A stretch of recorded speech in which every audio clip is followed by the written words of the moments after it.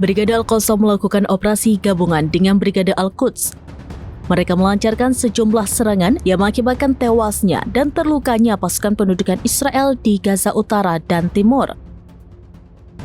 Awalnya, Al-Qassam mengungkapkan bahwa mereka telah menargetkan unit infanteri Israel yang terdiri dari 10 tentara.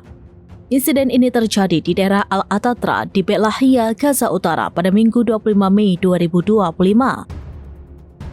Serangan serupa juga dilakukan Brigade Al-Quds. Mereka mengaku meledakkan sebuah rumah yang dipasangi bom tempat pasukan Zionis berlindung di lingkungan Syujaya. Penyergapan serentak yang mereka lakukan diklaim menewaskan tentara Israel. Brigade tersebut juga mengumumkan bahwa pasukan mereka meledakkan bom barel yang telah dipasang sebelumnya. Sebuah transportasi militer Israel di dekat rute logistik di utara Neo Abasan meledak hebat.